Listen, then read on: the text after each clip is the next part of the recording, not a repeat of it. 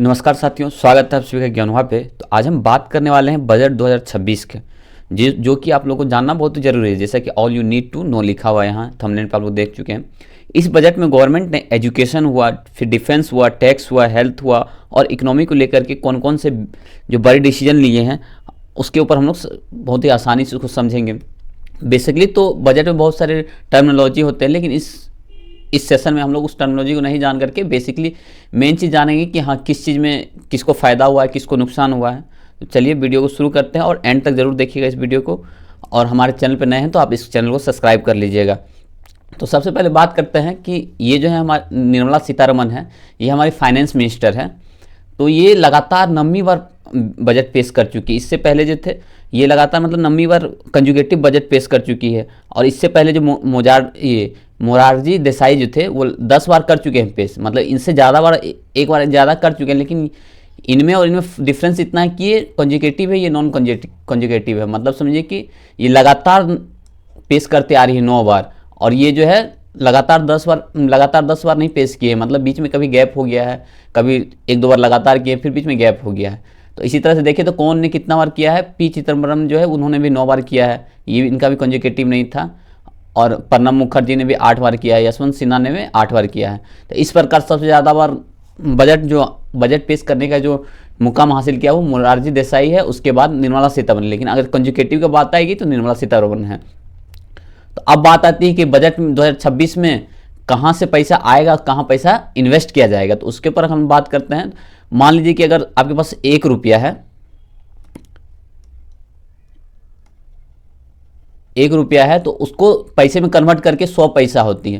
तो अब 100 पैसा में से देखिए हम लोग 24 पैसा जो कहाँ से लाएंगे पैसा, उसमें से 24 पैसा जो है कहाँ हम लोग लोन लेंगे, और 18 पैसा जो टैक्स कोऑपरेटिव टैक्स जो होता है वहाँ से इनकम करेंगे। इनकम टैक्स जो है उससे 2 पैसा है, कस्टम से 4 पैसा है, यूनियन एक्साइज ड्यूटी से 6 पैसा है, जीएसटी एंड अदर टैक्स से 15 पैसा है।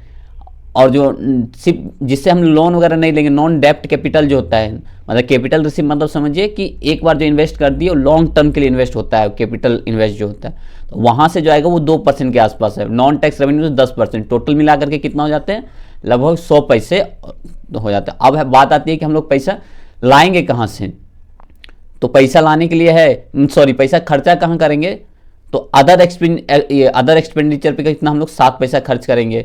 स्टेट शेयर में 22% टैक्स देंगे। तो अब आप लोग सोचिए स्टेट शेयर को पैसा क्यों दिया जाता है, क्योंकि स्टेट शेयर का भी हाथ होता है। कहीं ना कहीं इतना बड़ा जो बजट आया है लगभग 53 लाख करोड़ का, तो उसमें कहीं ना कहीं स्टेट सेक्टर का भी बहुत बड़ा योगदान होता है। क्योंकि स्टेट में जो टैक्स लगते हैं, बहुत सारे टैक्स कलेक्ट किया जाता है, वो कहीं ना कहीं उसमें सेंटर का भी शेयर होता है। इस वजह से ही स्टेट को देना बनता है कि हाँ बजट में स्टेट के लिए भी शेयर दिया जाएगा टैक्स का जो भी है।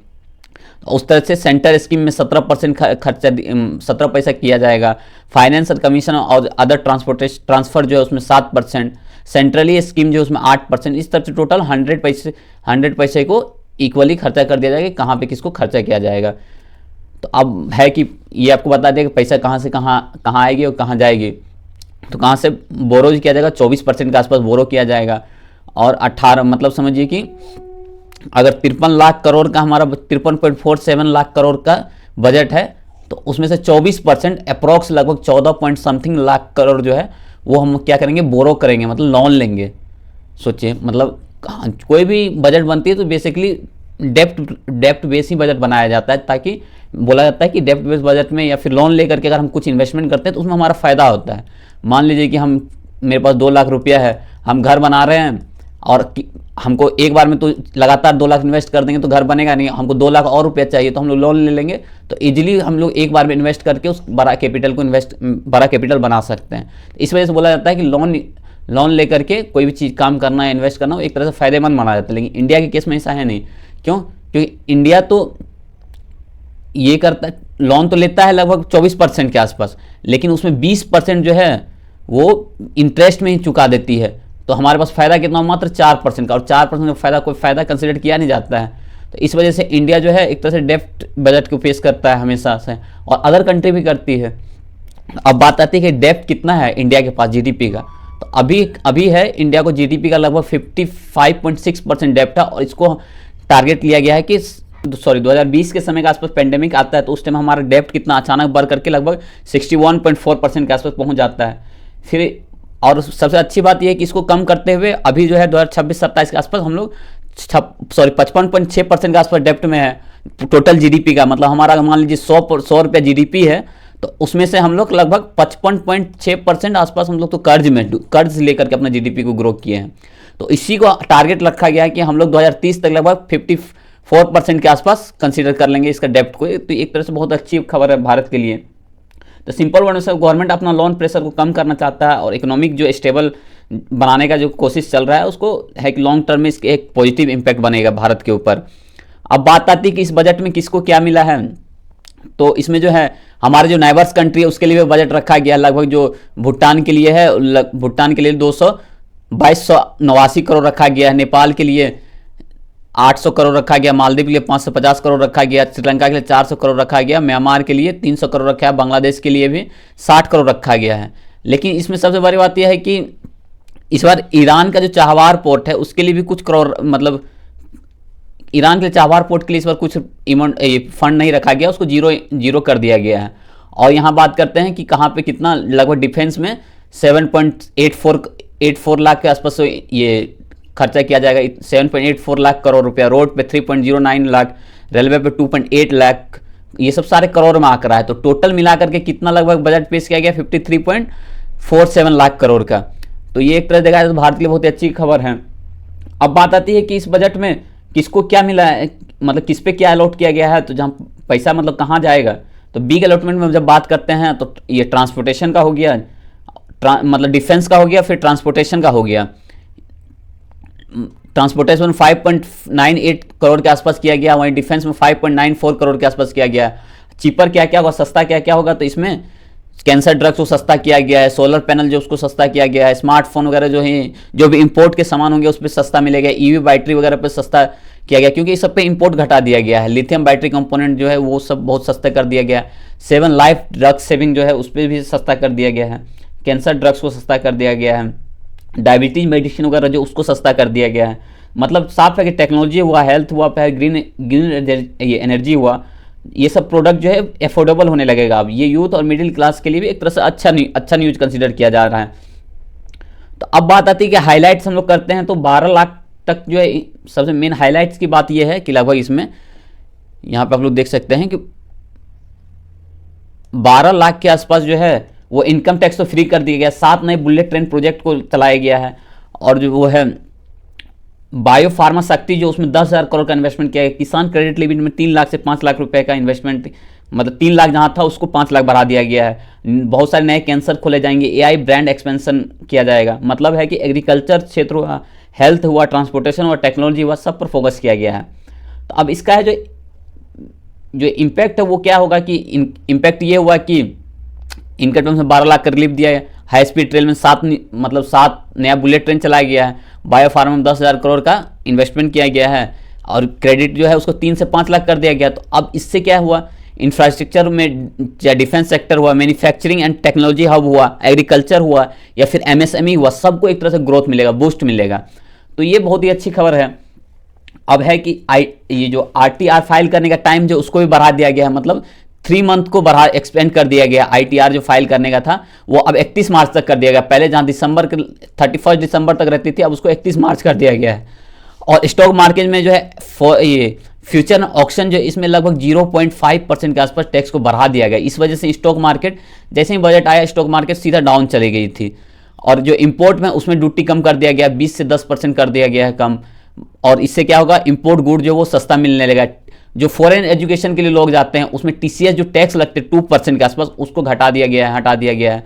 और कस्टम ड्यूटी जो है वहाँ पे भी कम कर दिया गया कि यहाँ पे लाइफ सेविंग चीपर जो ड्रग्स है, जिसमें कैंसर वगैरह का मेन डिजीज का जो ड्रग्स आते हैं उसको कर दिया गया। इलेक्ट्रिक से रिलेटेड जो व्हीकल्स है या फिर इलेक्ट्रिक से रिलेटेड जो कंपोनेंट है उसको भी कम कर दिया गया है। तो ये सब करने से क्या हुआ कि ओवरऑल बजट में ये फोकस किया गया है कि बहुत शॉर्ट टर्म, तो ये सारे चीज ओवरऑल हमारे जीडीपी को भी प्लस आम लोगों को भी एक तरह से बहुत ही ज़्यादा फायदा पहुंचाएगा। ये सब जो आरटीआई कम हुआ है, आरटीआर जो फाइलिंग करने का डेट बढ़ा दिया गया, ये सब करने से एक तरह से बेसिकली जो सैलरी पर्सन हुआ, जो भी टैक्स इनकम टैक्स रिटर्न भरते हैं उन लोगों को भी बहुत ज़्यादा फायदा हो जाएगा। चाहे जो फॉरेन पढ़ने जाते हैं उन लोगों को भी बहुत ज़्यादा इसमें फायदा होगा। तो अब बात आती है कि डिफेंस को बजट जो एलोकेटेड हुआ लगभग पहले से लगभग 15% आसपास, सॉरी 11% के आसपास इंक्रीज कर दिया गया है बजट को। तो एक तरह से देखा जाए तो ये डिफेंस के लिए बहुत ही ज़्यादा फायदेमंद हुआ है। तो इसमें क्या क्या रखा गया, टोटल बजट डिफेंस का 7,84,678 करोड़ रखा गया फाइनेंशियल 27 में, जो कि फाइनेंशियल 26 में कहाँ था, 6,81,210 करोड़ के आसपास था, उसको बढ़ा दिया गया। तो इसमें क्या है, कैपिटल इन्वेस्टर एक्सपेंडिचर में जो है उसमें 2,19,306 रुपये खर्च किया जाएगा। आप कैपिटल एक्सपेंडिचर मतलब समझिए कि कैपिटल एक्सपेंडिचर में मतलब ऐसा एक्सपेंडिचर किया जाएगा, ऐसा जगह खर्च किया जाएगा जो वन टाइम इन्वेस्टमेंट हो और उसका लॉन्ग टर्म इम्पैक्ट रहे उस चीज़ पे। मतलब जैसे मान लीजिए कि आपने घर बना लिया, तो घर एक ही बार बनता है तो कैपिटल एक्सपेंडिचर में आ जाता है कि एक बार आपने बना लिया, अब उसमें दोबारा एक्सपेंडिचर खर्चा करने की जरूरत नहीं, थोड़ा बहुत खर्चा बहुत मतलब एज अ सिक्योरिटी पर्पज से खर्च किया जाएगा। उसमें रेवेन्यू एक्सपेंडिचर में हो गया कि जो लगातार मतलब एज ए मंथली हुआ, ईयरली हुआ, लगातार खर्च किया जाता है, तो उसके ऊपर जो हुआ, जैसे हो गया पेंशन हो गया, मंथली पेंशन दिया जाता है, तो लगभग पेंशन पे 1.7713 मतलब 1,71,000 के आसपास करोड़ जो है पेंशन पे खर्च किया जाएगा, इंक्लूडिंग 5,53,000 ये सब रेवेन्यू एक्सपेंडिचर पर खर्च जाएगा। यानी टोटल लगभग जो है लगभग 7 लाख के आसपास तो रेवेन्यू एक्सपेंडिचर पे है और ये 2 लाख के आसपास कैपिटल ये एक्सपेंडिचर पे, टोटल मिला करके लगभग 7,84,000 के आसपास है। तो अब है कि ये तो है ही, उसके बाद है डिफेंस में सबसे ज़्यादा किया गया है, जहां 2023 और 14 में 2.53 लाख करोड़ रुपया था डिफेंस का बजट, तो वहीं अब हो गया 7.84 लाख करोड़ रुपया। जो तो ये तरह से देखा जाए तो बहुत ही बड़ा एक तरह से मैसिव ग्रोथ माना जा रहा है कि इसमें बजट सेक्टर में। अब बजट सेक्टर की बात हो गई, लेकिन सबसे बड़ी जो स्ट्रॉन्ग फोकस रखा गया वो एजुकेशन पर रखा गया।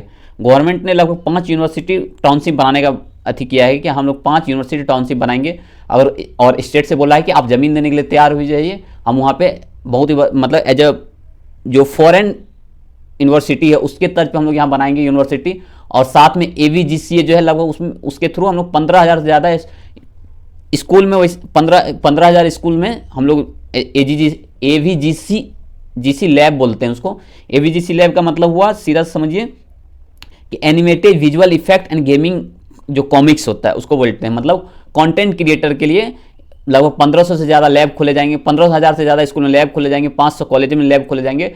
मतलब सीधा समझिए कि अब कंटेंट क्रिएटर हो गया, ये सबको एक तरह से बढ़ावा मिलेगा, किसके द्वारा, गवर्नमेंट के द्वारा। और बोला गया है कि हम लोग का टारगेट है 20 लाख से ज़्यादा स्टूडेंट को हम लोग ये स्किल सिखाएंगे। कब तक, 2030 तक का टारगेट रखा गया है। तो ये देखा जाए तो एक तरह से बहुत ही ज़्यादा मतलब अच्छी खबर है किसके लिए, स्टूडेंट के पर्सपेक्टिव से, तो ये बहुत ही अच्छी खबर है। और साथ में ये बोला गया है कि लगभग जो 4 मेजर जो है वहाँ पे हम लोग ये एस्ट्रोफिजिक्स फैसिलिटी को डेवलप किया जाएगा, जो एस्ट्रोनॉमी से रिलेटेड हुआ वहाँ पे उसको चीज़ को उसको वहाँ पे पढ़ाया जाएगा। प्लस हर एक डिस्ट्रिक्ट में गर्ल्स कॉलेज, लगभग गर्ल्स हॉस्टल खोला जाएगा। तो ये एक तरह से बहुत ही ज़्यादा अच्छी खबर है। कस्टम ड्यूटी को घटा दिया गया है, कहाँ बहुत सारे ड्रग्स से रिलेटेड जो है, मेडिसिन से रिलेटेड वो वहाँ पे कस्टम ड्यूटी को कम कर दिया गया है। और जो है 7 जगह जो मेजर जो रेल कॉरिडोर बनाया गया उसमें कहाँ कहाँ है, मुंबई से पुणे के लिए बनाया गया, जैसे आप लोग देख सकते हैं मुंबई से पुणे कनेक्ट किया गया है, पुणे से फिर हैदराबाद कनेक्ट किया है, हैदराबाद से फिर बेंगलुरु है, फिर बेंगलुरु से चेन्नई है। तो इस टाइप से कनेक्ट किया गया है। यहाँ देख सकते हैं 7 है, मुंबई टू पुणे, पुणे टू हैदराबाद, ये आप लोग देख सकते हैं यहाँ पे आपका शहर है कि नहीं इसमें। बाकी है और जो बाकी फॉरेन ट्रैवलर्स है उसके लिए भी चीपर हो गया है, वहाँ पे 2% तक घटा दिया गया है टैक्स को, क्योंकि अब फॉरेन ट्रैवलिंग अच्छा जो घूमने के पर्पज से जाना चाहते हैं उसके लिए भी अच्छा हो गया। बहुत सारे माउंटेन जो मतलब टूरिज्म बनाया जाएगा, वो माउंटेन टूरिज्म बनाया जाएगा। बर्ड सेंचुरी जो है उसको डेवलप किया जाएगा। टर्टल ट्रायल्स जो है वहाँ उसको विकसित किया जाएगा। उड़ीसा में हो गया जो सागर माथा करके जो है, उड़ीसा का जो सागर माथा करके यहाँ पे जो प्रवासी टर्टल आते हैं यहाँ पे, उसको ग्रोथ डेवलपमेंट के लिए वहाँ पे पैसा खर्च किया जाएगा। रेयर अर्थ एलिमेंट कॉरिडोर बनाया जाएगा, जो कहाँ से होगा, उड़ीसा, आंध्र प्रदेश, तमिलनाडु और केरला, ये 4 देशों को कनेक्ट कर दिया जाएगा। क्या चीज़ के लिए, रेयर अर्थ एलिमेंट कॉरिडोर को लेकर के, कि सब जगह पे रेयर अर्थ एलिमेंट मिलते हैं, तो यहाँ से हम लोग इजिली निकाल के हम लोग ट्रांसपोर्टेशन कर सकते हैं इजिली। और क्योंकि इस क्षेत्र में कोस्टल एरिया है तो यहाँ पोर्ट इजिली अवेलेबल रहती है, और यहाँ से हम लोग एक्सपोर्ट करने में भी हम लोग को आसानी होगा। और लॉजिस्टिक को भी फास्ट ग्रो करने के लिए एक कॉरिडोर बनाया जा रहा है, जिसमें जो फास्ट ग्रोथ कॉरिडोर बनाया जाए, जिसमें जो भी कोस्टल एरिया के क्षेत्र, चाहे गुजरात हो गया, मतलब मुंबई का पार्ट हो गया, केरला का पार्ट हो गया, आंध्र प्रदेश, तमिलनाडु, उड़ीसा हो गया, इस तरह से कनेक्ट करते हुए कहाँ वेस्ट बंगाल तक इसको ले जाया जाएगा। तो एक तरह से देखा जाए तो मल्टी स्टेट कॉरिडोर बोल सकते हैं कोस्टल का। तो ये सब चीज़ को ग्रोथ किया गया है। तो अब बात आती है कि इस पे जो है क्विक टेक अवे क्या क्या हो सकता है। तो इंफ्रास्ट्रक्चर को ग्रोथ मिलेगा, हेल्थ करियर पावरफुल बनेगा, इंपोर्ट चीपर होगा, डिफेंस जो वो बहुत ज़्यादा हम लोग आगे बढ़ेगा। लेकिन सबसे ज़्यादा नुकसान किसको होगा? सैलरी क्लास को इससे डायरेक्टली नुकसान हो रहा है। कहीं ना कहीं सैलरी क्लास के ऊपर कुछ इससे इम्पैक्ट हुआ नहीं है। मतलब गवर्नमेंट का फ्यूचर जो है इंडिया को बनाने का तो है ही, पर प्रेजेंट मिडिल क्लास को भी ज़्यादा कंफर्ट नहीं मिल रहा है इस चीज़ से। तो दोस्तों आपको क्या लगता है, बजट 2026 से आपको कोई फ़ायदा हुआ है या आपको डिसअपॉइंटमेंट हुआ है? तो आप कमेंट बॉक्स में जरूर बताइएगा। और वीडियो आपको पसंद आया हो तो हमारे चैनल को लाइक कीजिएगा, शेयर कीजिएगा और सब्सक्राइब कीजिएगा ज्ञानवाह को। तो मिलते हैं नेक्स्ट वीडियो में। आज के लिए इतना ही। Thank you.